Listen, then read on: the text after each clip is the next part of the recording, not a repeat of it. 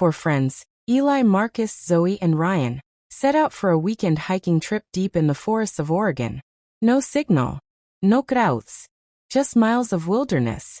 Perfect, Eli said, checking the map on his phone. There's supposed to be a trail that loops back by sunset. But after hours of walking, something felt off. The trail disappeared.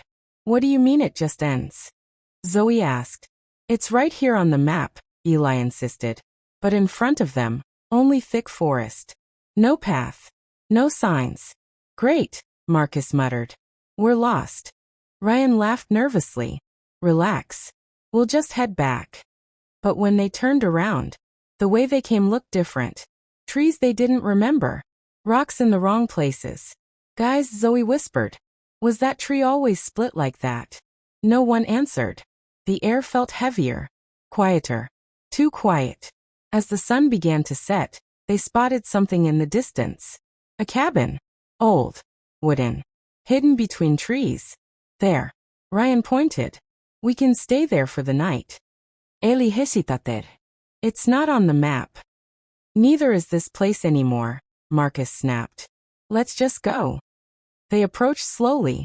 The cabin door was slightly open, creaking, like it was inviting them in. Hello. Zoe called. No response. Inside it was dusty, but not abandoned. There were fresh footprints on the floor. And a table set for 4 people. For plates. For chairs. Ryan laughed. Okay, that's weird. Eli's face turned pale. We're 4 people. Silence filled the room. Let's just stay the night and leave at sunrise, Marcus said. No one argued. They were too tired and too uneasy. That night, they sat around the table, eating their snacks. The cabin felt wrong. Every sound echoed too loudly. Every shadow moved too slowly. Then, knock, knock, knock. They froze. The sound came from the door, but none of them had locked it. Marcus stood up slowly. Who's there? No answer. He opened the door. Nothing. Just darkness. Forest. Silence. He shut it quickly. Probably animals, he said. But his voice shook. Later they tried to sleep. Eli couldn't. Something felt off. He checked his phone. No signal. But the map had changed. There was a new point marked. Right on the cabin. Labeled. Stay inside. Eli's heart raced. What is this? He whispered. Then. Footsteps. Above them. Zoe sat up. Did you hear that? There's no upstairs, Ryan said. But the footsteps continued. Slow. Heavy. Walking directly above them. Suddenly, the cabin door slammed open. All 4 of them jumped. Cold air rushed inside. And then, they heard it. A voice. Not loud. Not clear. But close. Very close. Fur came in. The voice dragged. Only one leaves. Zoe screamed. Who's there? No answer. Only the sound of something moving inside the walls. Panic took over. We're leaving. Now, Marcus shouted. They ran for the door. But when they stepped outside, they froze. The forest was gone. Completely gone. Instead, endless darkness. Like the world had been erased. What is this? Ryan whispered. Eli looked back at the cabin. The windows were glowing. And inside, they saw something. 4 figures. Sitting at the table. But it wasn't them. Or was it? The door behind them creaked.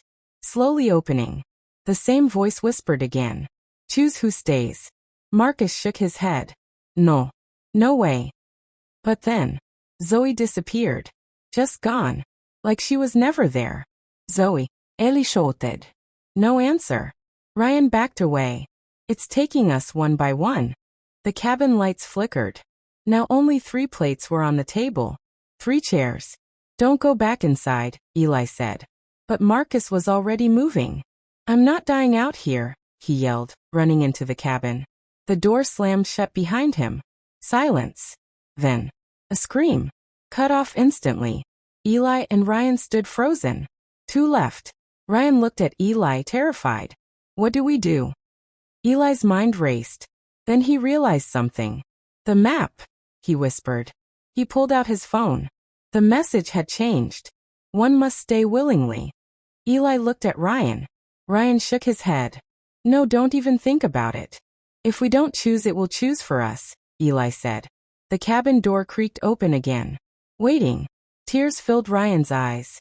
There has to be another way. Eli took a deep breath. There isn't. He stepped forward. Eli, don't. But Eli walked into the cabin. The door closed behind him. Outside, Ryan stood alone, breathing hard, waiting. The darkness slowly faded. The forest returned. The trail reappeared. Like nothing ever happened. His phone buzzed. Signal restored. He looked back. The cabin was gone. Completely gone. Days later, Ryan told the story. No one believed him. Search teams found nothing. No cabin. No trace of his friends. But sometimes, late at night, Ryan's phone lights up. A map notification. A location appears. Deep in the forest. Labeled. 3 waiting. And just below it, a new message. Bring one more.